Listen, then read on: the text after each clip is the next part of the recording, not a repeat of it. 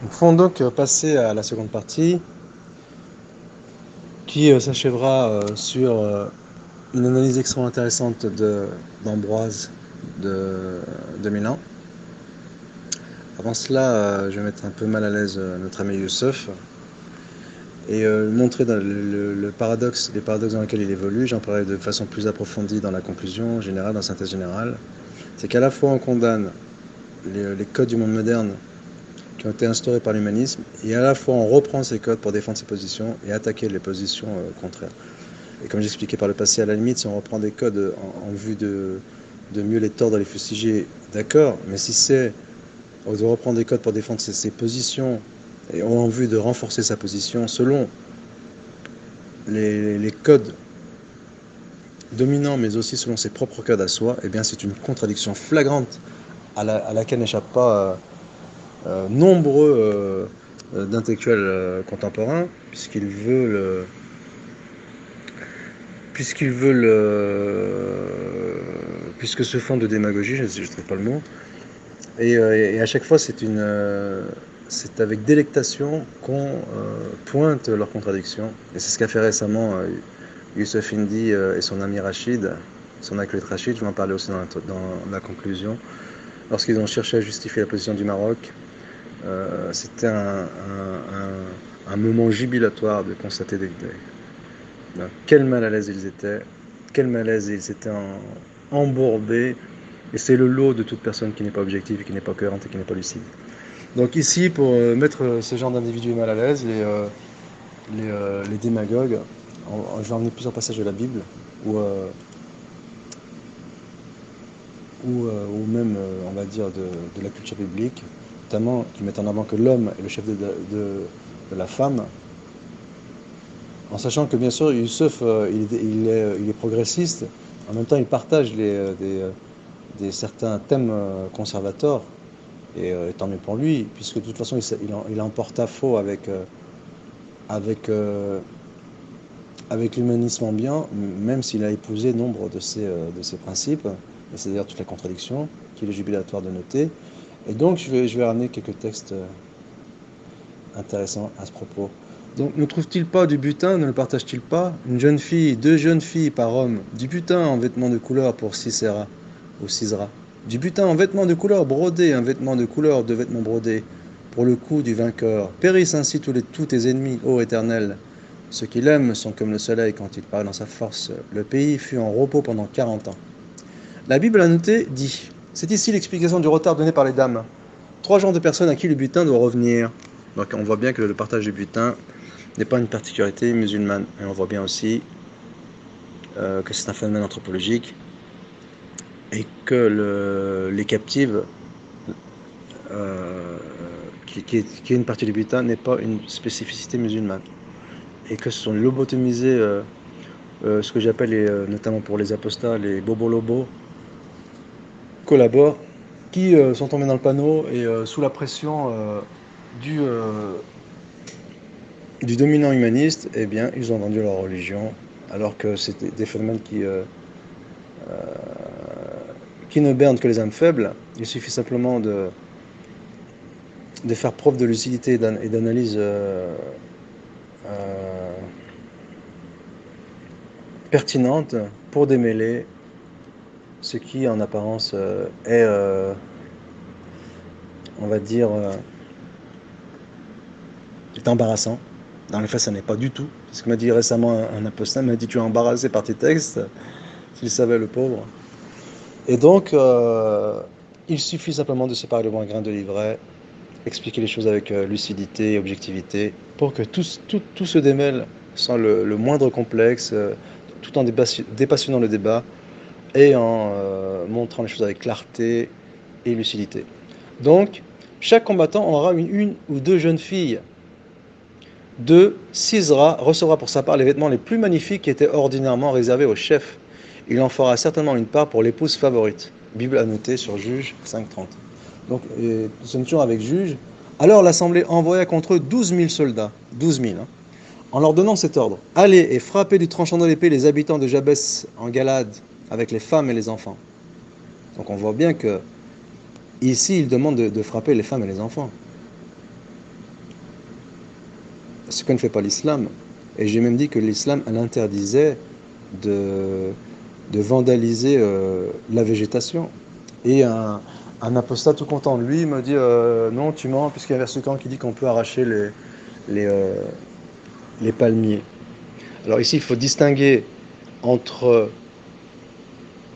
respecter la végétation et ce qui relève des dommages collatéraux, et qui sont inévitables, puisque dans la balance des avantages et des inconvénients, donc l'inconvénient c'est d'arracher la végétation, de la brûler, l'avantage c'est de prendre le dessus sur l'ennemi, et bien ici l'avantage l'importe. L'islam c'est une religion pragmatique.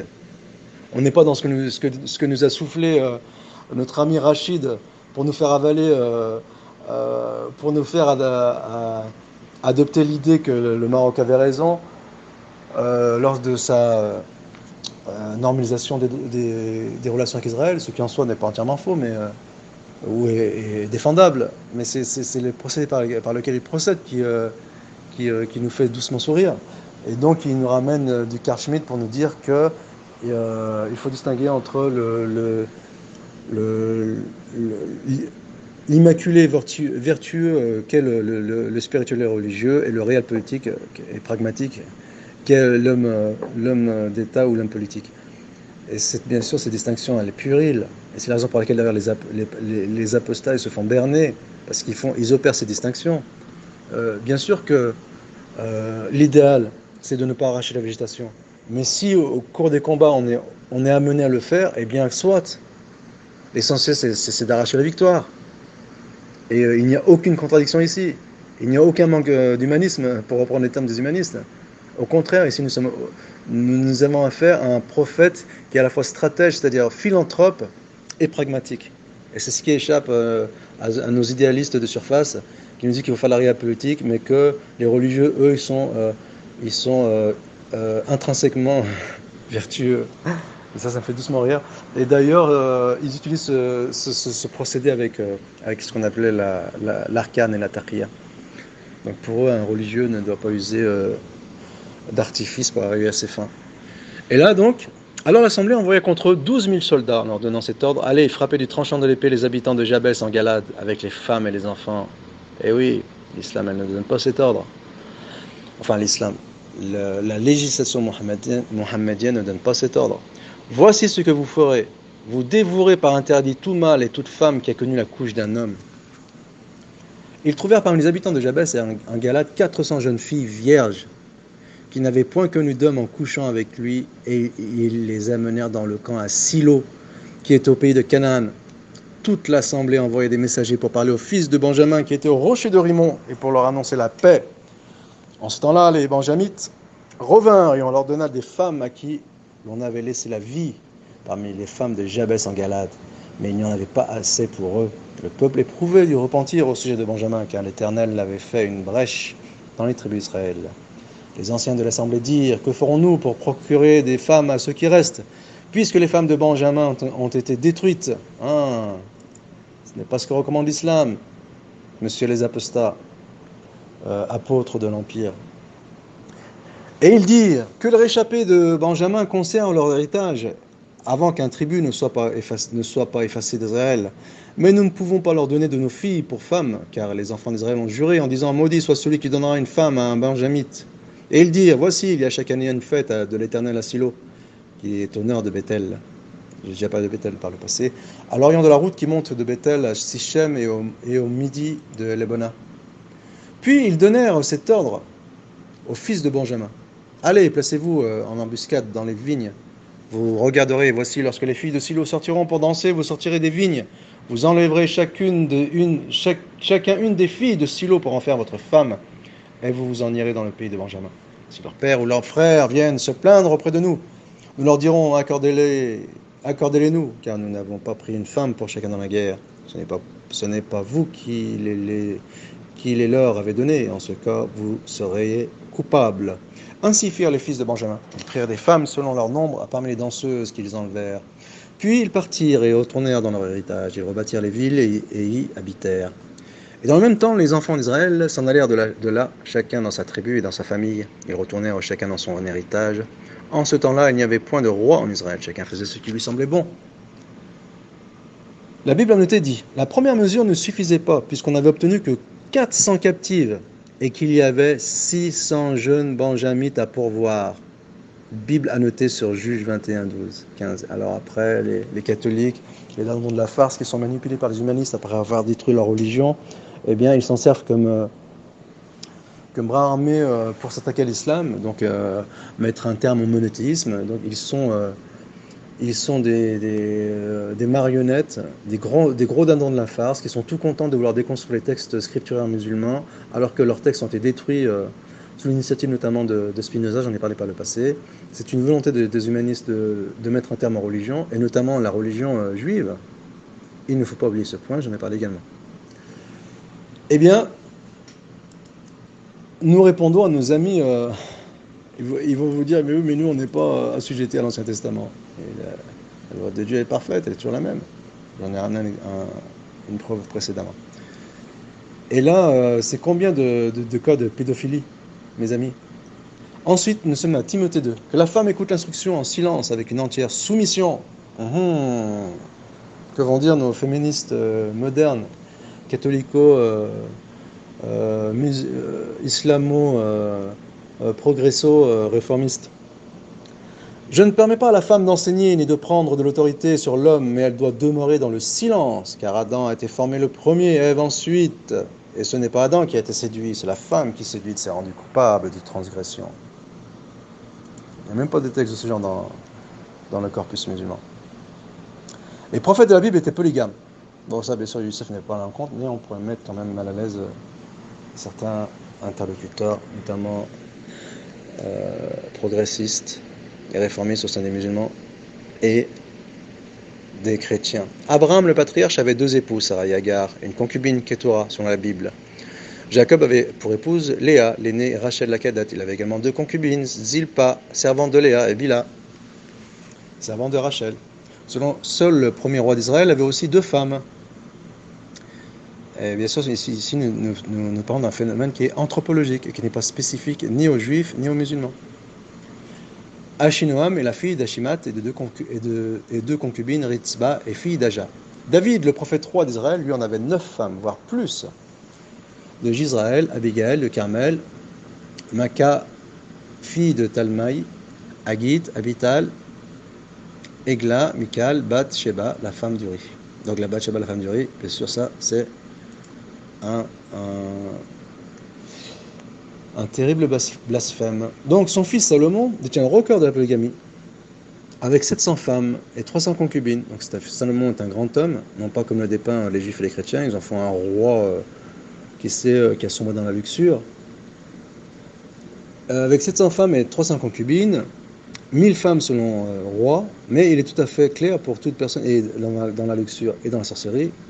Donc d'ailleurs, les occultistes mettent un point d'honneur à rendre hommage à Salomon pour ce dernier point. Mais il est tout à fait clair pour toute personne ayant un minimum de bon sens que ces chiffres sont exagérés à l'évidence. Bon, c'est ce que disent... l'idée des scribes serait de dire qu'il avait 1000 femmes, la loi assyrienne. En tout cas, ici, il y a une forme de démagogie, mais est-ce que c'est vrai ou pas? Il faudrait peut-être enquêter sur la chose. Donc les femmes mariées qui sortent dans la rue n'auront pas leur tête découverte. Les filles d'hommes libres seront dévoilées. La concubine qui va dans les rues avec sa maîtresse sera voilée. La prostituée ne sera pas voilée. Sa tête sera découverte. Ah, et ici, on voit ici les lois du dhimmi. Donc, ces lois de ce particularisme, il n'est pas propre à l'islam. C'est un phénomène anthropologique. D'ailleurs, j'en ai parlé récemment avec des fatwas, ou en tout cas des avis de Saint-Augustin, qui est pré-islamique. Les femmes esclaves ne sont pas voilées, et qui voit une esclave voilée l'arrêtera. Ici, il n'y a pas de particularité musulmane. L'autre, il me dit, je vais te mettre mal à l'aise avec tes propres textes. Le bobo lobo collabore, l'apôtre, l'apostat apôtre de l'Empire. Et Isaac, dans la Genèse, était venu au désert du puits de Laïroï, dont je n'ai parlé de Laïroï dans le passé, j'ai dit que c'était à la Mecque, car il habitait au pays du Negev. Negev, c'est le sud, c'est la Mecque. Or Isaac sortit pour se promener dans la campagne à la tombée du soir, et levant les yeux, il vit que des chameaux arrivaient. Et Rebecca, levant les yeux, vit Isaac, Elle sauta à bas du chameau et dit au serviteur, « Quel est cet homme-là qui vient dans la campagne à notre rencontre ?» Le serviteur répondit, « C'est mon maître. » Alors elle prit son voile et se couvrit. Des textes de ce genre dans le, le corpus musulman, eh bien, ils abondent. Lettre aux Corinthiens. Toute femme qui prie ou prophétise la tête dévoilée fait honte à sa tête, car c'est exactement comme si elle était rasée. En effet, si elle ne se voile pas, qu'elle se fasse tondre. Et si c'est une honte pour la femme d'être tondue ou rasée, qu'elle se voile. Jugez-en par vous-même. Est-il convenable qu'une femme prie Dieu sans être voilée? La nature vous enseigne, n'est-ce pas, que pour un homme, c'est déshonorant d'avoir les cheveux longs, et que pour une femme, c'est une gloire, car la chevelure lui a été donnée pour s'en draper. Ensuite, un passage de Gustave Le Bon sur la polygamie, mais j'en ai déjà parlé. Peut-être que je ne vais pas le faire ici une autre fois. Mais c'est très intéressant. Hein. D'ailleurs, il compare la civilisation européenne à la civilisation arabe et il loue les vertus de la civilisation arabe et met en avant l'hypocrisie de la civilisation européenne qui condamne la polygamie. Donc ce n'est pas la parole d'un religieux fanatique musulman, mais d'un intellectuel occidental qui, ici, pour le coup, use de la raison. Alors, je disais notamment dans mes échanges, lors de mes échanges avec, sur le thème de le mariage précoce, il ne s'agit pas de justifier le mariage avec des enfants, pour bien comprendre ma démarche, mais de replacer les choses dans leur contexte historique et de ne pas extrapoler une culture ancienne à la situation actuelle en Occident, qui non seulement est fluctuante, mais qui ne constitue en aucun cas la meilleure évolution possible de l'humanité. Donc il est là le travers méthodologique, c'est de considérer qu'il y a une évolution de l'homme, et c'est une vision qui est purement kabbaliste, purement messianiste, alors que Youssef Indy lui-même il combat le paradoxe quand tu me tiens, il combat le kabbalisme et qui veut que l'humanité est en constante progression. C'est-à-dire que tous les antisystèmes, les dissidents, ils reprennent ce discours qu'ils ont emprunté aux kabbalistes eux-mêmes. Donc ici c'est amusant de noter ce paradoxe. Ainsi que m'expliqué plus haut, il existe deux critères pour déterminer à quel âge un membre du sexe féminin est en droit de se marier. Un critère physiologique, c'est la maturité sexuelle, et un critère culturel, c'est la maturité intellectuelle. Dans les sociétés primitives où la durée de vie était moins longue, il y avait concomitance entre ces deux critères, soit qu'une fille atteignait la maturité intellectuelle en même temps que sa maturité sexuelle. Ou en tout cas, parce qu'on pourrait discuter de ce point. Mais le raisonnement n'est pas faux ici. Dans la société primitive, une fille atteignait la maturité intellectuelle en même temps que la maturité sexuelle. En fait, ce point mérite de plus long développement, mais en soi, il n'est pas faux. À notre époque, avec l'allongement de l'espérance de vie, ces deux maturités se sont naturellement allongées. En fait, une plus exactement, la maturité intellectuelle, avec un âge intermédiaire que nous appelons adolescence. Là aussi, ce point mérite de plus en explication. Et qui a tendance à se rallonger, en tout cas qui est fluctuant et donc élastique. Avec la PlayStation, la fille est de moins en moins responsable et son âge, sa majorité sexuelle, elle est de plus en plus tardive. Et c'est pour ça que c'est amusant d'entendre Hindi dire que Aïcha s'est mariée à 18, 19, 20 ans. Parce que c'est complètement anachronique, c'est son propos. Il est complètement... il est entièrement dans la démagogie, et c'est une démagogie mal placée, bien sûr. Donc la maturité sexuelle, qui varie tout de même d'un endroit à un autre, est relativement stable, voire ayant légèrement évolué. Donc ça aussi, c'est un point qui est à démontrer. Interrogez n'importe quel anthropologue sérieux, il vous confirmera la chose. Ensuite, je disais que, donc je vais ramener des articles qui corroboraient mes propos. Et je disais notamment, j'ai croisé des filles au Yémen, oui, effectivement, dans un centre, qui portaient du bois et qui allaient chercher l'eau du puits à un âge très jeune. Oui, ça, je me rappelle. Ce qui leur confère une maturité intellectuelle précoce. Outre que dans les climats chauds, la maturité sexuelle est également précoce. De son retour de la péninsule arabique, l'orientaliste anglais Bodil, petit-fils de Sir Thomas Bodil et le fondateur de la bibliothèque Bodley, auteur du livre Vent dans le Sahara, prophète et 14 autres volumes, a dit Aïcha était, malgré son jeune âge, développée, ce développement rapide qu'ont les femmes arabes. Eh oui, Youssef, c'est un orientaliste qui dit ça. Je ne dirais pas honte à toi, mais comme je veux le dire plus vulgairement, présent de la graine. Un tel mariage est encore d'usage en Asie, en Europe orientale, il était normal en Espagne, au Portugal très récemment. L'historien anglais ajoute: tout le monde sentit sa présence dès qu'elle empiéta à la maison de Mohammed. Si une jeune fille avait à connaître son avenir, elle serait Aïcha, la fille de Bakr. Ça, c'est un orientaliste qui dit ça, Youssef. Là, vraiment, il y a quoi se poser des questions. Que eux, ils vendent plus les vertus de notre patrimoine que nous le faisons nous-mêmes. Par démagogie, par complexe. Et c'est exactement le propre du progressiste. Et j'en ai décrit les symptômes par le passé. Elle forgea sa personnalité dès le premier jour de son entrée à la maison du prophète annexée à la mosquée.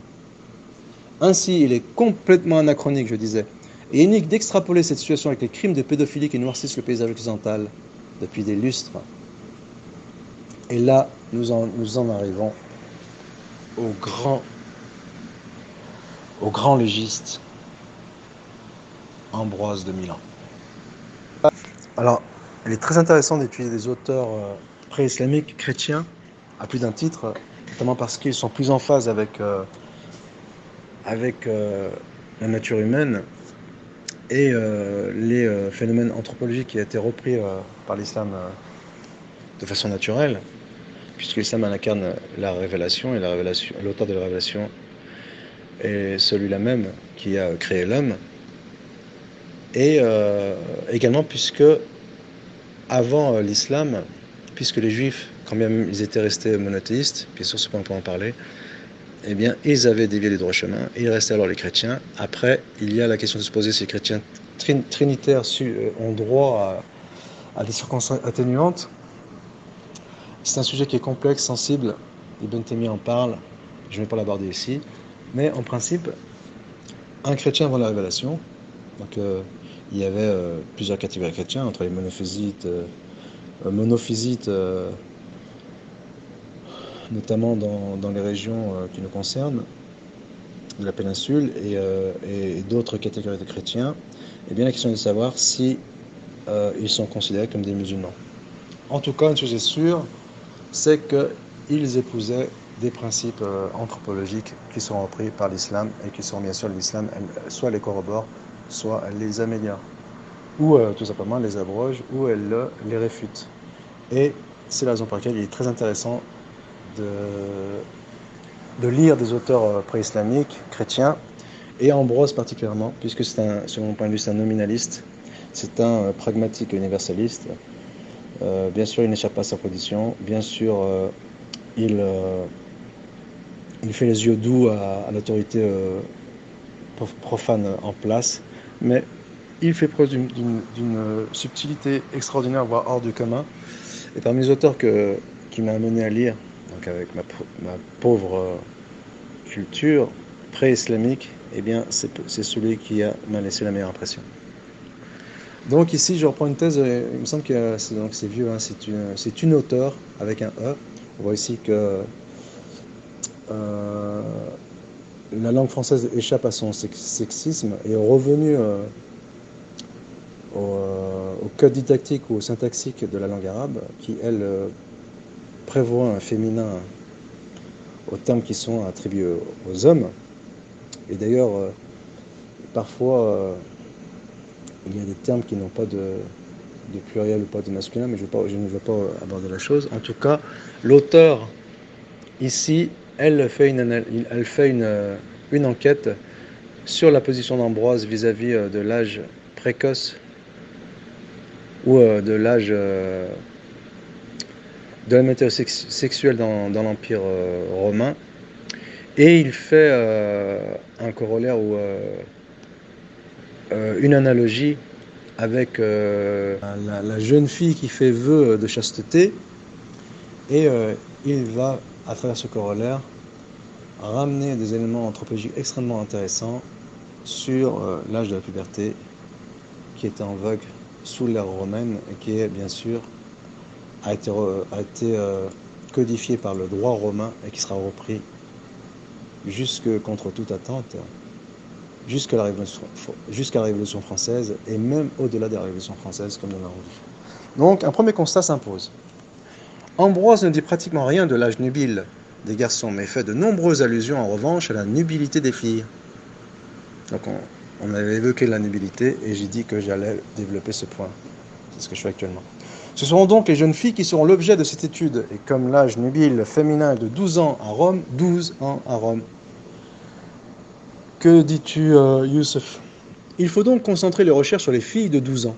Pour cela, 3 termes différents sont à définir: puberté, nubilité et majorité. La puberté est le passage de l'enfance à l'adolescence avec la capacité physique de procréer.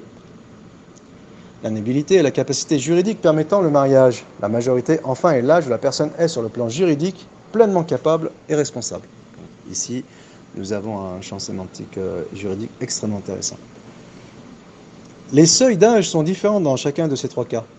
La loi détermine l'âge de la nubilité et de la majorité. Celui de la puberté, même si on peut établir une moyenne statistique, donc ici nous tournons autour de l'idée de nominalisme, est évidemment variable selon les personnes et dépend de facteurs multiples et complexes. Ici, ils reviennent à notre manière de procéder, qui est le pragmatisme, qui est tant cher au principe de l'islam. Toutefois, par commodité, la loi romaine a voulu là aussi fixer un seuil. Donc c'est exactement le formalisme dans lequel ont sombré les chrétiens et les musulmans. Donc, il n'y a aucune spécificité musulmane, il n'y a aucune spécificité chrétienne. Puisque le droit romain lui-même, le fameux droit romain qui, selon l'avocat de Soral, dont j'ai oublié le nom, il disait que les Romains ont inventé le droit. Bien sûr, c'était un raccourci, mais en tout cas, le droit romain est l'exemple du droit, l'exemple par excellence du droit moderne. Toutefois, par communauté, la loi romaine a voulu là aussi fixer un seuil, qui est celui de la nubilité, sans tenir compte de la réalité biologique individuelle. Waouh! Donc ici, il fait état de ce paradoxe dont j'ai parlé auparavant. Si on étudie de près toutes les expressions qu'il emploie pour déterminer la caractéristique d'une fille de cet âge, on constate qu'aux yeux d'Ambroise, la fille de 12 ans, écoutez bien la suite, est une enfant. Vous vous rappelez l'Aïcha qui joue avec ses jouets? Vous vous rappelez qu'on dit qu'Aïcha c'était une Jariya? Ce qui offusque les musulmans, ce qui les met mal à l'aise, les progressistes et réformistes. Que dit Ambroise? La fille de 12 ans est une enfant, et pas du tout une jeune fille apte au mariage. 200 ans avant l'avènement de l'islam. Dans le de Jurgi Nibus, par exemple, il est dit qu'Agnès, à l'âge de ses fillettes, qui ne peuvent pas même supporter un regard sévère de leurs parents, avec une piqûre d'aiguille, fait pleurer, comme si c'était une blessure. Ailleurs, Ambroise fait allusion à Agnès pour évoquer son courage exemplaire dans le martyre et emploie les termes infantia, et donc c'est une jeune fille qui avait fait vœu de chasteté, et par Ulysse, qui en latin renvoie clairement à l'enfance. À 12 ans, la fille est une enfant. Elle est là la cerise dont je voulais parler. La normalité selon Ambroise. Tout d'abord, il faut préciser ce qu'est la normalité dans l'esprit d'Ambroise. Il explique à propos d'une métaphore sur le mariage de Jésus et l'Église, en liant puberté et nubilité.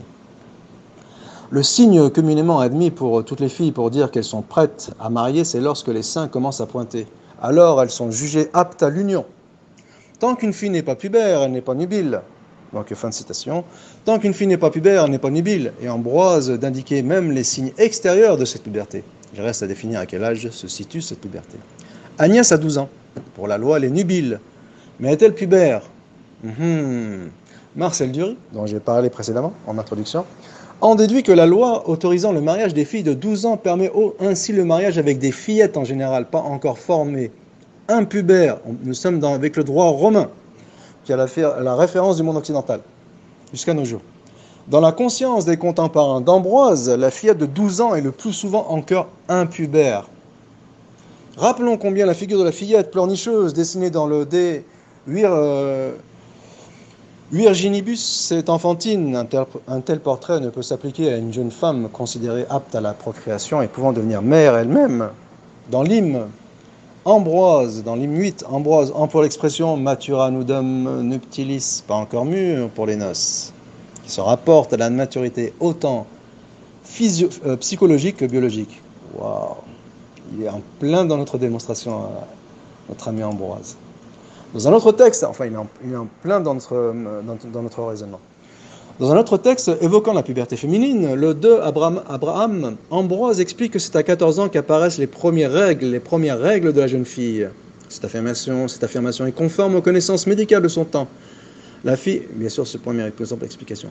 La fille de 12 ans est donc pour lui, dans la majorité des cas, une impubère. Waouh, waouh, waouh. Marcel Dury donne à Nubilis le sens de pubère. La fiancée a 12 ans. Elle ne sera pubère que dans 2 ans, à 14 ans, selon les estimations habituelles en la matière. Et Augustin préfère attendre plutôt que d'épouser une enfant.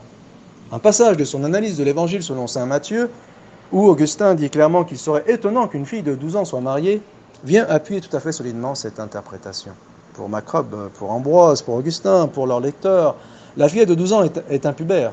Or, le but affiché du mariage chrétien est la procréation. Le mariage est une impubère. Avec une impubère, n'obéit pas à ce principe. Comment, dans ces conditions, l'Église et son évêque Ambroise n'ont-ils pas réagi contre ces mariages précoces? Bien sûr, l'auteur est imbibé d'humanisme. Donc, il est important de le noter, intéressant de le noter, ne serait-ce que pour noter le contraste entre ces phénomènes anthropologiques et la vision déformée de l'humanisme qu'ont sur ces phénomènes anthropologiques. Le choix d'Ambroise de raisonner au cas par cas en matière de consécration peut signifier pour lui que dans le domaine du mariage séculier, il doit en aller de même. L'âge du mariage serait à définir au cas par cas. L'âge du mariage serait à définir au cas par cas. Là, il nous fait du Ibn Taymiyyah. Selon la maturité de chacune, Ambroise donne, donc on voit bien que le nominalisme a eu lieu bien avant l'avènement de l'humanisme, monsieur Pierre Hillard. Selon la maturité de chacun, Ambroise donne aux prêtres le pouvoir d'apprécier la maturité de la Vierge. Il laisse sans doute aux pères le pouvoir d'apprécier la maturité de leurs filles avant de les engager dans un mariage. Au cours du IVe siècle, qui pour l'Église occupée à stabiliser et fixer des règles disciplinaires, est entre autres le temps du débat sur l'âge de la consécration. La passion d'Agnès, donc si tu disais les filles qui font vœu de chasteté. La passion d'Agnès est l'occasion d'un rapprochement entre la situation de la Vierge candidate au mariage avec le Christ, donc celle qui fait vœu de chasteté, et celle de la jeune fiancée, même jeunesse, même espoir de bonheur. Donc ici, il fait une analogie. En l'occurrence, ici, c'est une analogie, on va dire, cohérente. En tout cas, pour le syllogisme que va en faire Ambroise. Même espoir de bonheur, même départ parfois loin de l'affection des siens. Le rapprochement est explicite déjà dans une inscription de Damas, ou de Damasé, ou de Damas. Mais c'est Ambroise qui en tire toutes les conséquences en justifiant par exemple de la précocité spirituelle d'Agnès la solution du traitement au cas par cas des demandes de consécration. Ce passage est extraordinaire. D'où notre conclusion qu'Ambroise raisonne de la même façon en matière de nubilité, partant du rapprochement opéré entre mariage mystique et mariage terrestre aussi développé au IVe siècle. On aurait pu s'attendre à ce que le seuil de 25 ans décidé pour la consécration relève, si ce n'est d'autant, du moins un peu, l'âge de la nubilité. Youssef. Mais il n'en est rien. Ambroise se sert du rapprochement entre les deux mariages, non pas pour condamner les unions avec des impubères, mais pour permettre aux vierges les plus fortes, à la fois très précoces, de s'engager plus tôt que les autres sur le chemin de la consécration. Le seuil, très bas admis pour le mariage terrestre, n'est pas dénoncé. Il sert les intérêts des vocations religieuses. Donc ici, il use de subterfuges ingénieux pour échapper au courroux des autorités en place. Ambroise se trouve ainsi amené pour permettre aux meilleurs de se révéler dans la foi, à admettre ou du moins à ne pas combattre de front une législation peu compatible avec la conception chrétienne du mariage. Avec Ambroise, ce rapprochement loin d'aider la lutte contre les mariages, avec des fillettes maintient le statu quo. Une pensée nuancée n'est pas une pensée hésitante pour la définition du mariage, comme pour bien d'autres aspects de la vie quotidienne. Ambroise et avant lui déjà les autres pères utilisent les concepts du droit romain lorsqu'ils n'entrent pas en contradiction avec la foi chrétienne. Les formules se ressemblent, les idées aussi. Les fidèles récemment convertis ne sont pas dépaysés et se sentent en terrain de connaissance. Dans cette église qui ne bouleverse pas toutes leurs habitudes et semble même en harmonie avec l'ancienne tradition romaine. Dans l'histoire des mentalités, cela doit être considéré comme un progrès en matière de liberté individuelle, et notamment pour la liberté de la femme. La jeune fille n'est pas plus l'objet d'un rapt, Elle n'est pas non plus accordée par son père sans que son consentement soit requis. Il est inutile d'insister sur ce que ce progrès a de purement théorique, puisqu'une fille en puissance n'a aucun moyen de résister vraiment à la volonté paternelle. C'est ce qu'on disait tout à l'heure avec Thomas d'Aquin qui je l'ai dit, reprend l'héritage musulman, mais ici on y voit l'empreinte d'Ambroise notamment, ou en tout cas des pères de l'Église. Toutefois, puisqu'une fille en plus n'a aucun moyen de résister vraiment à la volonté paternelle, si ce n'est en mettant fin à ses jours. Toutefois, on ne peut nier que la loi, en exigeant son consentement, lui reconnaisse un droit à la parole. Au contraire de l'esclave, qui n'a pas à être consulté quand il change de maître. Ça c'est approprié à... Donc c'est une punchline envoyée aux apostats. La femme libre doit s'exprimer lorsque son père la marie. Elle doit apporter son consentement. Avec Ambroise, le concept de consensus facit nuptias nous paraît utilisé dans une autre perspective. L'œuvre entière d'Ambroise poursuit les manifestations du mal et tout particulièrement les désordres amoureux, expression débridée d'une sensualité mal maîtrisée. Quand sera abordée plus loin la question de l'adultère, nous rencontrerons quantité de textes où Ambroise pourfend les coupables de ce crime. Les sermons sur la virginité consacrés sont autant d'éloges du sage qui se tient à l'égard des débauches du monde. Ambroise semble s'inquiéter plus des tentations qui peuvent faire chuter les vierges que de la violence morale, voire physique, dont serait victime la fille que son père veut contraindre en mariage. On peut certes juger qu'Ambroise raisonne là dans une optique purement masculine, qui les rend plus sensibles au souci des pères devant les frasques de leur fille qu'au désespoir d'une fille forcée au mariage par son père. Donc on sent ici la patte féminine de l'auteur, avec un E, et bien sûr qui est baigné dans l'humanisme ambiant. Son attitude est en tout cas révélatrice des préoccupations de l'époque. Il faut de l'ordre dans les ménages, davantage de stabilité dans les familles, des couples monogames et fidèles, monogames, comme l'a choisi hypocritement le droit romain. Il vaut mieux se marier que brûler Melius Nuberecam Uri. Il vaut mieux qu'elle se marie publiquement en public, comme la loi l'y autorise, secundum legem, plutôt que d'agir honteusement en cachette. Ambroise oppose les noces légitimes à l'union furtive, illégitime, accomplie dans le péché. Dans le cadre de l'antithèse légitime-illégitime, il oppose publicé et occulte. Le terme publicé n'indique pas une condition pour que le mariage soit valide, mais la circonstance qui accompagne sa célébration par opposition au secret dans lequel agit la pécheresse. De deux mots choisissant le moindre. Donc ici, il y a cette règle de l'intérêt supérieur qui met en avant le pragmatisme de la révélation pour ce qui est de l'islam et son élasticité, n'en déplaise à notre ami apostat apôtre de l'Empire. Jérôme, par exemple, développe cette double idée. La seule union souhaitable est le mariage légitime, mais la fidélité dans le cadre d'une union inférieure autorise une certaine reconnaissance.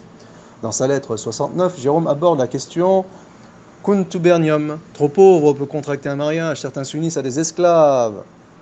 Mais ces unions sont vécues dans la dignité comme de véritables mariages. C'est exactement cette législation, elle sera empruntée par l'islam. Bien sûr, ce n'est pas un emprunt dans le sens plagiat, bien entendu. C'est un emprunt anthropologique.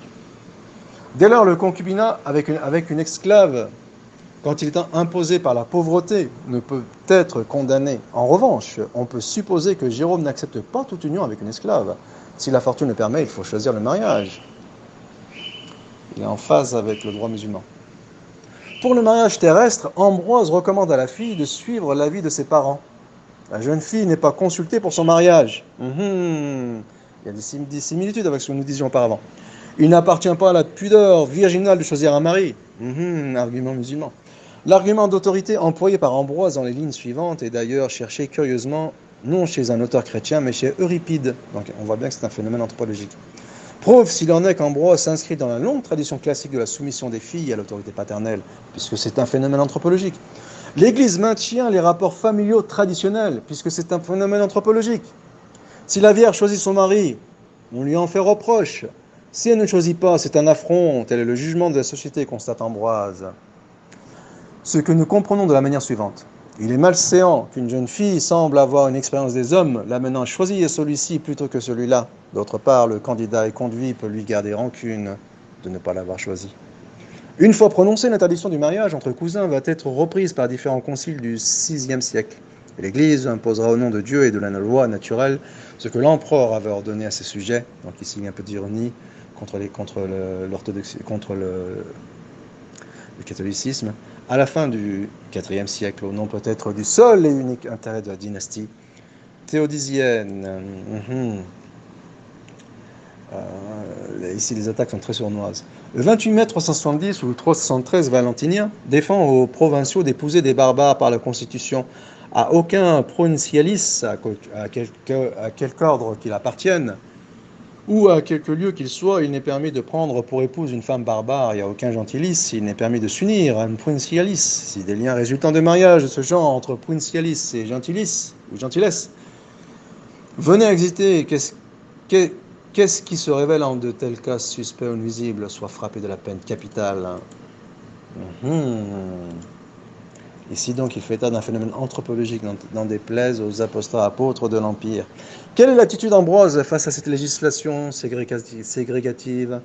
Comment l'homme d'Église se situe-t-il entre la volonté impériale qui exclut la volonté divine qui commande l'amour du prochain? Puisque cet amour du prochain ici, il est biaisé. Mais bon, hein, ce n'est pas ce que dit l'auteur. Dans l'Exposito Psalmi, Ambroise le prêtre Pinas, qui, pour sauvegarder la foi de son peuple, a exécuté lui-même un juif qui avait épousé une médianite. Il qualifie son attitude de zèle bon et utile. Le prêtre, dans cet épisode biblique, semble appliquer à la lettre la loi impériale du IVe siècle qui condamnerait à mort les époux d'un mariage mixte romano-barbare. Ambroise ne préconise sans doute pas de surprendre ses époux un couteau à la main à la façon de Pinas. Mais l'évocation qu'il fait de cette scène conduit à penser qu'il éprouve entièrement la législation, qu'il approuve entièrement la législation de l'empereur. Alors que jusque-là, Rome avait été une machine à assimiler les peuples étrangers, elle se replie sur elle-même, rejette les corps étrangers, le facteur de cette évolution et la réflexion catholique sur la définition de l'étranger. Paradoxalement, dans le même temps où l'Église proclame la fraternité de tous les humains, là aussi, bien sûr, ce constat est biaisé, son combat contre les hérésies entraîne un changement des mentalités dans la société civile où s'efface la tolérance pour ce qui est étranger. La réflexion religieuse donne un nouveau moule aux comportements sociaux. Le chrétien catholique accepte le rejet de l'hérétique, de l'apostat. Le romain civilisé n'accueille plus le barbare étranger. Ce durcissement, donc, ce sont des phénomènes anthropologiques. Ce durcissement de l'attitude romaine à l'égard de l'extérieur et des différences de civilisation est illustré par les mesures surprenantes concernant le vêtement qu'on doit porter en ville. Eh oui, distinction sociale, différenciation sociale. N'en déplaise aux apostats apôtres de l'Empire. Chaussures et pantalons partent sont interdits à Rome en 397. Cheveux longs et vêtements de peau le sont à leur tour en 416. La sanction prévue est terrible, confiscation des biens et exil perpétuel. On est près de la peine de mort promise par la loi de 370. Mais quel rapport peut-il y avoir entre les mobiles militaires ou économiques que nous avons décelés et cette intransigeance vestimentaire? Il semble bien que la mutation des esprits ait été rapide et que ce soit accompli pendant les 30 dernières années du siècle. Ambroise et tous les combattants des hérésies en portent la responsabilité indirecte. Donc, discours anti-catholique. Dans une revue américaine, T. Frank publie en 1916 un article analysant la composition de la population romaine. D'après ses calculs, elle est à 90% d'origine étrangère, essentiellement orientale. Et cette invasion étrangère expliquerait la chute de l'Empire romain. Donc ici, on reprend l'humanisme, le mondialisme reprend les mêmes ingrédients pour mettre à bas la civilisation occidentale. Que ce soit dans la définition de la transmission de la foi, comme nous l'avons vu plus haut, ou dans celle du peuple chrétien, Ambroise fait appel à des concepts juridiques romains. La pensée religieuse chrétienne se construit sur des notions de droit civil romain et la législation musulmane reprendra également certaines notions de droit civil romain, ce qui échappe à énormément de gens et même à des musulmans. Conclusion. Dans la famille romaine de la fin du IVe siècle, la liberté individuelle est largement reconnue en matière d'âge et de conditions sociales. On est encore dans le système de la Rome païenne, où on peut marier très tôt sa fille et pour le plus grand nombre mener vie commune avec qui l'on veut, quelle que soit sa condition sociale dans le cadre du mariage ou du concubinat. Donc ici, on est dans une société en phase finale de décadence. On en a vu le résultat. Liberté bien sûr limitée, comme de tout temps, par les conditions économiques, puisqu'on ne vit pas d'amour et d'eau fraîche. Cependant, la liberté de l'individu au sein de la nouvelle société chrétienne rencontre désormais plusieurs obstacles. À l'intérieur comme à l'extérieur de la famille, le renforcement des interdits d'inceste, avec même l'apparition d'un nouvel interdit portant sur les cousins, la promulgation d'interdits concernant les barbares, puis les juifs. Dans le même temps, la liberté des filles suit iuris, limitée par la volonté paternelle, même par-delà la mort. Tous ces interdits sont autant plus vigoureux que l'Église, notamment Ambroise, se fait le relais de la législation impériale dans la perspective de la lutte contre le paganisme, le judaïsme et les hérésies. Si la société romaine dans la fin du 5e siècle, du 4e siècle a encore des traits de la société romaine des siècles précédents, il est manifeste que la liberté de l'individu n'est plus aussi grande qu'auparavant. État et Église, donc ici pied de nez au catholicisme, État et Église dont l'alliance, je suis bien sûr de la part de l'auteur, État et Église dont l'alliance est stratégique de part et d'autre réglemente le mariage et restreignent désormais davantage la liberté individuelle à l'heure du choix d'un conjoint. Quelle conclusion humaniste. Le fondement de cette responsabilité, on attaque maintenant l'adultère, et l'inégalité au sein du couple chrétien dans la pensée des pères. Le mari dirige sa femme. Il a autorité sur elle. C'est pas un verset du Coran, ça. Cette position dominante lui donne des responsabilités. Dirige, autorité, responsabilité, c'est des bonnes idées de traduction. La sévérité de la loi n'est plus un vain mot. La coupable n'échappera pas à la mort quand l'affaire est remise dans les mains des juges. L'épouse adultère sera condamnée par le tribunal. Jérôme, par exemple, raconte le cas de cette femme condamnée pour adultère, que le bourreau devait décapiter après avoir tenté de lui extorquer des aveux par d'atroces tortures sous les ordres d'un juge sanguinaire. Alors certes, la torture est inhumaine, je vais le dire autrement. Alors certes, la torture n'est pas de mise pour ce genre de crime dans les sociétés du premier millénaire, mais il n'en demeure pas moins que l'adultère, il est justement passible de peine de mort. Donc ce n'est pas une particularité musulmane, encore une fois. On déplaise à nos bobos lobos collaborent et à nos apostats apôtres de l'Empire. Pour Ambroise, le châtiment de l'adultère réside essentiellement dans la crainte de ce châtiment, non dans sa réalisation. Donc c'est ce que j'ai établi dans un empire en parlant de la lapidation. Donc n'en déplaise à certains qui voient une façon déguisée d'abroger la lapidation. Non, ce sont les intérêts supérieurs de la religion qui consistent plus à dissuader qu'à réprimer. Donc ici, c'est exactement ce que dit Ambroise. Pour Ambroise, le châtiment de l'adultère réside essentiellement dans la crainte de ce châtiment, non dans sa réalisation. Et de façon générale, il n'aime pas que les tribunaux répandent le sang. Il est plus pénible en effet de vivre dans la peur quotidienne de la sanction que de subir cette sanction. Et cette peur est utile, car elle empêche de retomber dans l'erreur. D'autre part, nul ne peut échapper à cette crainte, car nul ne peut échapper au regard de Dieu. Si tu as trompé ton mari, tu ne trompes pas Dieu. Bien sûr, l'adultère ne concerne pas qu'uniquement la femme, parce que c'est un argument islamophobe récurrent, notamment employé par Sarkozy à l'époque. Et si tu as échappé à ton mari, si tu as déjoué le juge du forum, tu n'échappes pas au juge du monde entier. Cette vie de crainte serait un châtiment plus sévère que les peines prévues par la loi s'il n'y avait pas l'espoir du pardon. C'est la possibilité du pardon qui donne à la pénitence son authenticité et la différencie du système purement répressif. De la loi, nul ne peut en effet bien faire pénitence s'il n'espère pas l'indulgence. Le pécheur doit espérer le pardon. Le chrétien qui a entendu la loi ne peut pas, en revanche, avancer l'excuse de l'ignorance. Toi, tu as péché quand tu étais gentil, tu as une excuse. Tu es venu à l'église, tu as entendu la loi, tu ne commettras pas d'adultère. Désormais, tu n'as plus d'excuse pour ta faute. Réfléchissant sur le thème de la servitude où le destin conduit parfois des hommes libres, Ambroise évoque dans sa lettre 7 les hommes stupidement amoureux d'une jeune femme. Vois les nombreux hommes qui se sont achetés de belles petites filles, de belles petites jeunes filles et qui, pris d'amour, se sont asservis eux-mêmes. Voici, sur ces mots, je termine cette démonstration avant de passer à la synthèse générale.